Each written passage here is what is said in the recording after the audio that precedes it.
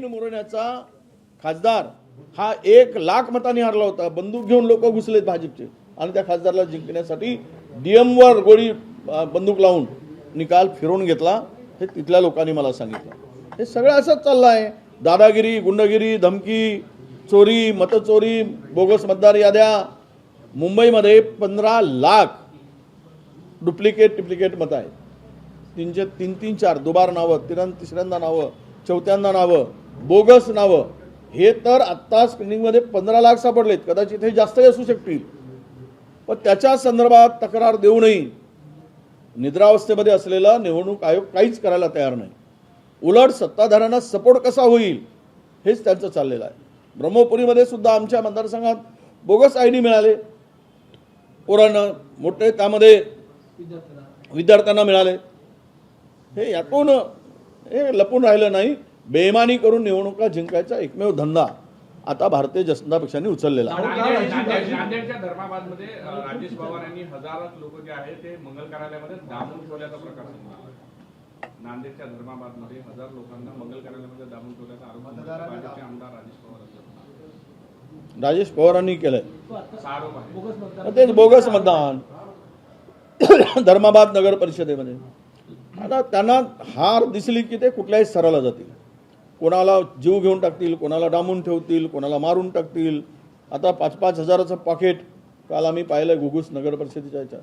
5,000 रुपयाचं पाकिट एका मतदाराला प्रलोभन देऊन वाटलं जात आहे. एवढं 5,000 रुपये आले कुठून? एवढे पैसे वाटायला कुठून आले एवढे खोके? असं जर होत असेल तर पुढच्या निवडणुका फेअर कशा होतील? आणि असं नालायक निवडणूक आयोग असं इतकं निद्रावस्थेत असलेलं, कुठलीही त्याचं यंत्र हे नाही, कंट्रोल नाही, कुठली कारवाई नाही, काही त्याच्याकडून काही, हे सगळं बोगसपणा होत असताना कुठे काही ते दिसत नाही. निवडणूक आयोग फक्त निवडणूक आयोग म्हणजे निवडणुकीच्या तारखा डिक्लेअर करणं झालं निवडणूक आयोगाचं काम. मग तुम्ही काही करा, हे डोळे बंद करून झोपलेल्या अवस्थेत राहतील. अशा पद्धतीनं लोकशाहीमध्ये निवडणूक आयोगाची भूमिका कधी राहिली? कुठे दिसतंय ते? कुठल्या अधिकाऱ्यावर कारवाई करताना दिसतंय निवडणूक आयोग?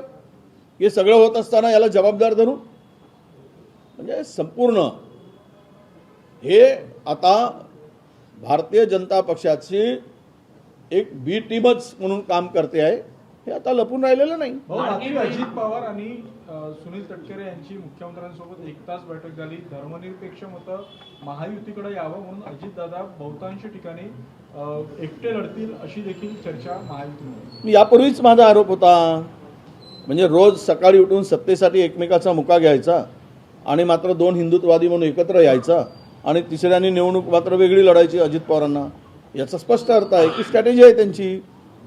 ही स्ट्रॅटेजी आहे महायुती सरकारची की धर्मनिरपेक्ष आहेत किंवा पुरोगामी विचार आहेत या मतांना, काँग्रेसच्या मतांना छेद देण्याचं काम, त्यांचे मतं डिव्हिजन करण्यासाठीच अजित पवारांना त्या महायुतीमध्ये या स्थानिक स्वराज्य संस्थांच्या निवडणुकामध्ये समावेश करून घेत नाही आहेत.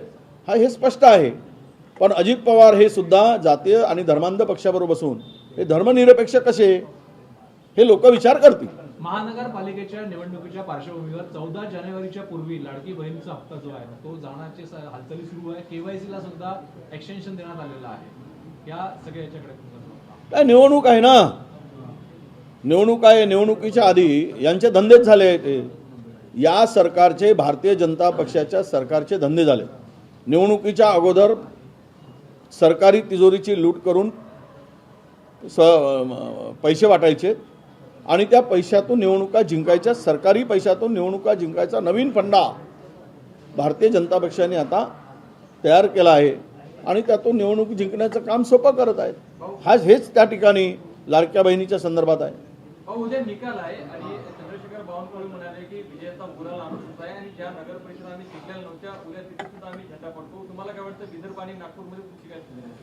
हे बघा, 2 गोष्टीवर आमचे चंद्रशेखरजी बावनकुळे म्हणत असतील. एक पैसा, दुसरा बोगस मतदान. यावर त्यांना कॉन्फिडन्स असेल. माझ्याकडे जी माहिती मिळाली. ABP माझा, उघडा डोळे बघा नीट. Thank